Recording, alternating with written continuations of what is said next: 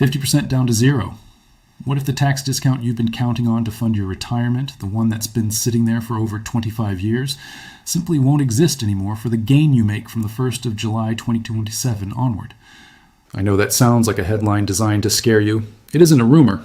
It isn't something still being argued about in Canberra. This reform is now law, passed as part of the 2026-27 federal budget. And if you own an investment property, or you're planning to sell one to top up your retirement, this genuinely changes the maths on something you've probably had in your head for years. By the end of this video, you'll know exactly what changed, who it actually hits the hardest, and what one retiree's story teaches us about the exact assumption that could quietly cost someone tens of thousands of dollars. And here's the part that should genuinely worry you. Even people receiving the age pension aren't fully protected from this. I'll explain exactly why in a few minutes, because it's more complicated than it first looks. If you're holding an investment property right now, or thinking about selling one to fund your retirement, hit like on this video, subscribe to Daniel Retires, and stay with me, because getting the timing wrong on this could genuinely cost you more than you'd expect. Now let's talk about exactly what changed, because there are actually two separate reforms bundled into this, and most people I talk to only know about one of them. The first one is negative gearing. From the 1st of July 2027, negative gearing will only apply to new residential builds. If you buy an established property after 7:30 p.m. on the 12th of May 2026, which was budget night, you can still deduct your rental losses against your rental income. But you can no longer deduct those losses against your wages or any other income the way you used to. Properties bought before that date are grandfathered, so if you already own something, this part doesn't touch you. The second reform is the one that really matters for anyone planning to sell. From the 1st of July 2027, the 50% capital gains tax discount is being completely replaced. Instead, you'll get cost-based indexation, which simply adjusts your original purchase price for inflation, combined with a brand new 30% minimum tax on whatever real gain is left over. I know that's a lot of technical language thrown at you quickly, so let me say it plainly. Two changes, sounding fairly dry on paper, are about to touch almost every single Australian who's ever thought of property as part of their retirement plan. And here's a detail that catches out even people who assume they're completely safe from all of this. Because one of the longest standing tax exemptions in Australian property history is quietly being wound back too. If you bought a property before 1985, you've spent decades assuming any gain on that property is completely tax-free forever. That exemption isn't disappearing entirely, but any gain made after the 1st of July 2027 on that same property will now be brought into the tax system for the very first time. Let me show you exactly how this plays out for a real kind of retiree, because the numbers make this a lot more real than the headlines ever do. Picture a woman in her mid-60s, self-funded retiree, meaning she doesn't receive the age pension. Back in the early 90s, she bought an investment property, the kind of thing a lot of Australians did back then as a slow, steady way to build something extra for retirement.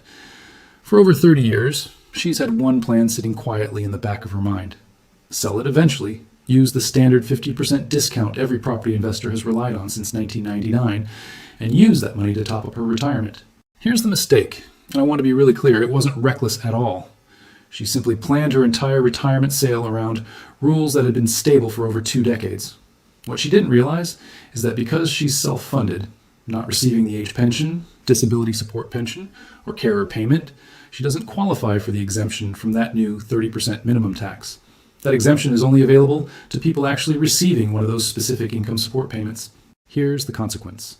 Her actual taxable income in retirement sits well below the 30% tax bracket.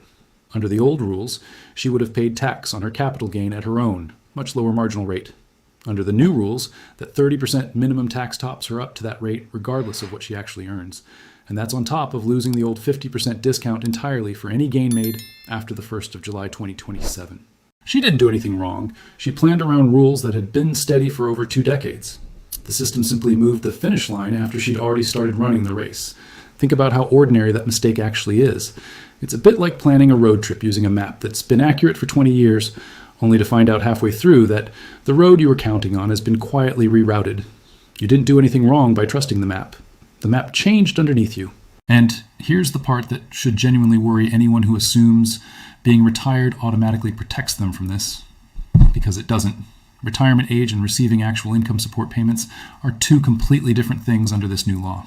You can be 70 years old, fully retired, living entirely off your own savings and investments, and still not qualify for that specific exemption, simply because you're not the one receiving a Centrelink payment. What genuinely surprised me is that even economists who broadly support this reform have publicly flagged this exact outcome as hard to justify.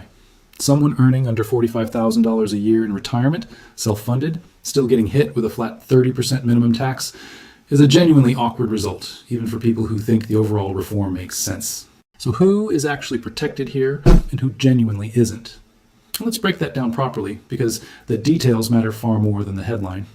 The genuine protections are these. If you already owned your investment property before budget night, your negative gearing arrangement is grandfathered, so nothing changes for you there. And if your investments are sitting inside superannuation rather than in your own name, they're excluded from this reform entirely, keeping the existing, more favorable tax treatment funds have always had. The genuine gaps are these.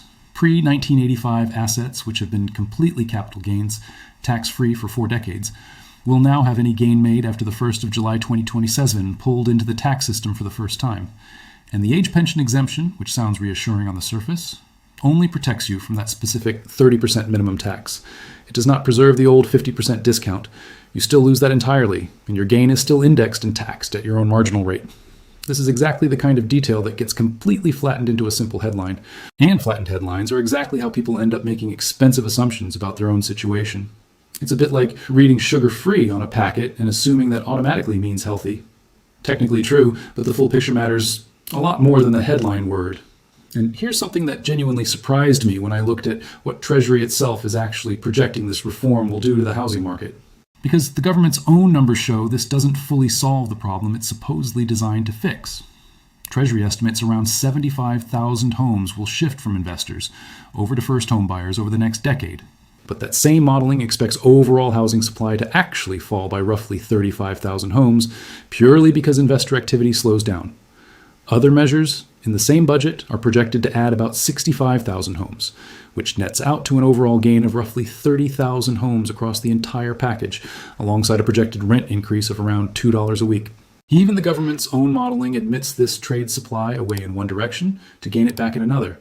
And if you're holding property specifically for retirement income, that trade-off is happening with your own investment sitting right in the middle of it. So if all of this is now genuinely locked in as law, what does a smart retiree or someone planning to become one actually do about it starting today? Step 1. If you already own an investment property bought before budget night, sit down with your accountant and confirm exactly how the grandfathering provisions apply to your specific negative gearing arrangement. Don't assume, confirm it properly. Step 2. If you're planning to sell an investment property to fund your retirement, get a proper valuation and a tax projection done now, comparing what a sale before the 1st of July 2027 actually looks like versus a sale after that date. The difference in your final outcome could genuinely be significant, and this is exactly the kind of decision worth modeling properly rather than guessing. Step 3. If you hold a pre-1985 asset, understand that a market valuation as at the 1st of July 2027 will likely be required to correctly separate the portion of your gain that stays exempt from the portion that becomes taxable for the first time. Step 4. If you're a self-funded retiree, please don't assume being retired automatically shields you from that 30% minimum tax.